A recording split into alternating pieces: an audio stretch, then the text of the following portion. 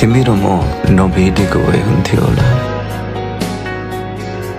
तिमीलाई मैले नभेटेको भए अहिलेसम्म पनि म खुसी नै हुन्थेँ कि जे हामी बीचमा थियो त्यो माया नै थियो होला।